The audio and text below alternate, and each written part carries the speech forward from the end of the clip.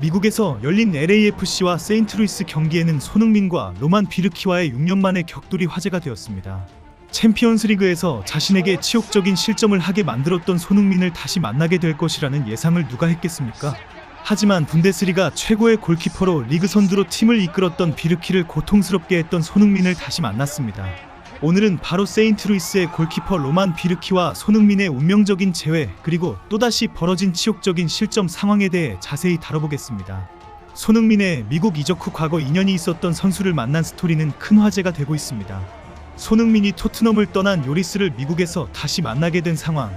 2012년 만 19세로 함부르크에서 뛸 때 하노버의 수비수로 맞선 베테랑 체룬돌로를 제치고 날카로운 오른발 슈팅으로 득점했는데 13년 만에 LAFC 감독으로 만난 것. 현재 LAFC의 공동구단주인 키엘리니는 2018년 3월 7일 챔스리그 16강에서 유벤투스 주장으로 토트넘의 손흥민을 만났습니다. 그리고 그 경기에서 손흥민은 스피드와 드리블로 세계 최고 수비수였던 키엘리니를 제치고 39분에 선제골을 넣었습니다. 세인트루이스의 골키퍼 로만 비르키와 손흥민과의 인연도 이렇게 특별합니다. 로만 비르키와 손흥민은 과거에도 한 번 만난 적이 있었습니다. 2019년 2월 13일 UEFA 챔피언스리그 16강 1차전에서 토트넘이 보루시아 도르트문트를 3대0으로 대파했던 그 경기였죠. 그때 손흥민은 전반 47분에 선제골을 터뜨리며 토트넘의 대승을 이끌었습니다. 당시 로만 비르키는 스위스 국가대표팀 골키퍼였고 도르트문트는 분데스리가에서 선두를 달리던 막강한 전력의 팀이었습니다. 기세가 오른 도르트문트였지만 특별히 손흥민에 대한 특별 경계가 내려졌습니다. 실제 손흥민은 독일 함부르크 시절부터 도르트문트를 상대로 10경기에서 8골을 기록할 정도로 유난히 강한 면모를 보여왔기 때문입니다. 비르키는 당연히 특별한 긴장감으로 골문을 지켰지만 손흥민의 충격적인 발리슛에 무너져버렸습니다. 손흥민은 후반 2분 페르통엔의 크로스를 받아 멋진 발리슛으로 비르키를 뚫어버렸습니다. 직전에도 손흥민의 슈팅을 다리로 간신히 막아내면서 버텼지만 결국 발리슛 한 방에 무너졌습니다. 이날 손흥민은 4경기 연속골을 기록하며 맹활약했고 무너진 비르키는 결국 치욕적인 3실점을 허용하게 됩니다. 비르키는 그날 이후로도 오랫동안 그 패배의 트라우마를 안고 있었을 겁니다. 도르트문트의 주전 골키퍼로서 챔피언스리그에서 당한 치욕적인 패배였으니까요. 그리고 시간이 흘러 비르키는 돌고 돌아 MLS의 세인트루이스 CTSC에 안착하게 됩니다. 2023년 비르키는 MLS 올해의 골키퍼상을 수상하기도 했던 실력 있는 골키퍼였죠. 아마 그는 미국으로 건너가면서 손흥민과의 악연도 끝났다고 생각했을 겁니다. 하지만 운명은 참 무서운 것이더군요. 손흥민이 갑작스럽게 LAFC에 합류하면서 다시 한번 비르키와의 격돌이 예정되었던 것입니다. 그리고 그 운명의 재회가 바로 9월 28일 에너자이저 파크에서 벌어졌습니다. 비르키는 손흥민의 이적 이후 LAFC가 무섭게 변했다는 사실을 잘 알고 있습니다. 3경기 연속 해트트릭의 단박에 서부 컨퍼런스의 최다 득점팀으로 올랐기 때문입니다. 맞대결이 상당히 부담스러운 상황이지만 손흥민에 대한 경계와 다짐은 특별했습니다. 그리고 마침내 그 운명의 날이 왔습니다. 비르키는 골문 앞에서 손흥민과 다시 마주하게 되었고 과거의 기억을 잊고 최선을 다해 막으려고 했습니다. 하지만 손흥민에게 두들겨 맞은 2개의 실점은 너무나 치욕적이었습니다. 첫 번째 실점 상황은 전반 추가 시간 4분 손흥민이 단독 드리블로 파고 들어왔습니다. 상대 수비수들은 뒷걸음질을 쳤고 손흥민은 특유의 헛다리 집기를 선보인 후 강력한 오른발 슛을 날렸습니다.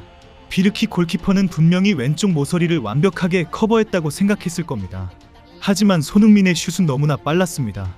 비르키가 재빠르게 다이빙하면서 손을 뻗었지만 이미 골망이 휘청거리고 있었죠. 그라운드에 쓰러져 있었던 그 순간 비르키의 얼굴에는 절망감이 스쳐갔을 겁니다. 두 번째 실점은 더욱 치욕적이었습니다.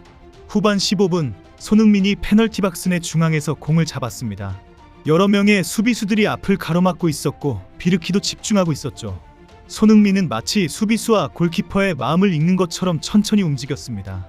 비르키가 손흥민의 움직임을 따라 오른쪽으로 발을 옮기는 바로 그 순간 손흥민은 반대편인 왼쪽 빈 공간으로 정확하게 슛을 차버렸습니다.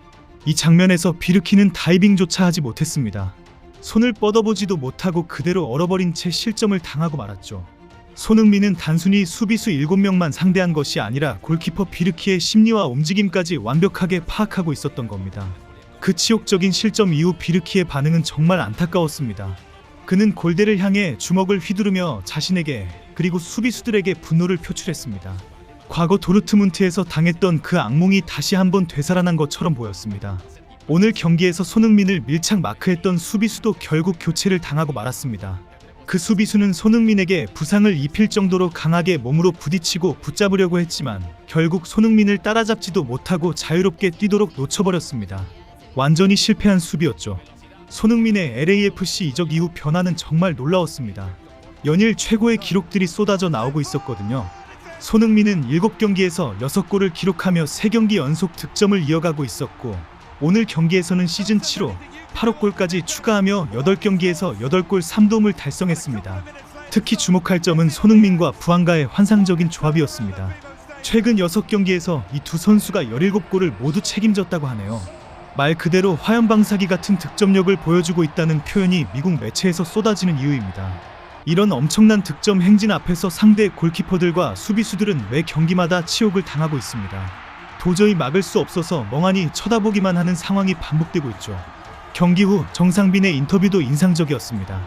선배님의 클래스를 다시 한번 느꼈다. 배울 점이 많다고 겸손하게 말했다고 하네요. 반면 손흥민은 정상빈이 대표팀 후배라서 더 열심히 뛰고 싶었다.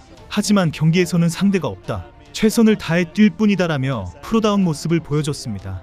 세인트루이스 CTSC는 이번 패배로 플레이오프 진출이 공식적으로 좌절되었습니다. 7승 18무 완벽하게 수비 전술을 구사했다고 생각했는데 손흥민 한 명에게 모든 것이 무너져버린 거니까요. 과거 도르트문트에서 당했던 그 트라우마가 MLS에서도 그대로 재현된 셈이죠. 현재 LAFC는 서부 컨퍼런스 4위를 기록하며 플레이오프 진출을 확정지었습니다. 15승 8무 7패로 승점 53점을 기록했고 한 경기를 더 치른 선두 샌디에이고 FC를 승점 54점 차로 추격하고 있습니다. 앞으로 손흥민을 상대하는 팀들은 더욱 적극적이고 공격적인 수비 전술을 구사해야 할 것 같습니다. 하지만 오늘 경기에서 보듯이 아무리 철저하게 준비해도 손흥민의 개인기 앞에서는 속수무책인 경우가 많죠. 앞으로 손흥민은 10월 국가대표팀 평가전을 위해 한국으로 돌아갈 예정입니다. 홍명보 감독도 손흥민의 MLS 활약이 대표팀에도 큰 도움이 될 것이라고 기대감을 표했다고 하네요. 손흥민이 계속해서 이런 활약을 보여준다면 LAFC는 정말 무서운 팀이 될 것 같습니다. 그리고 우리 한국 축구 팬들에게도 계속해서 기쁨을 안겨줄 것 같고요. 오늘 영상은 여기까지입니다. 비르키와 손흥민의 운명적인 재회 그리고 또다시 벌어진 치욕적인 실점 상황에 대해 자세히 다뤄봤는데요. 손흥민의 멋진 활약에 박수를 보내주시고 다음 경기도 많은 관심 부탁드립니다. 구독과 좋아요, 알림 설정도 잊지 마시고요. 감사합니다.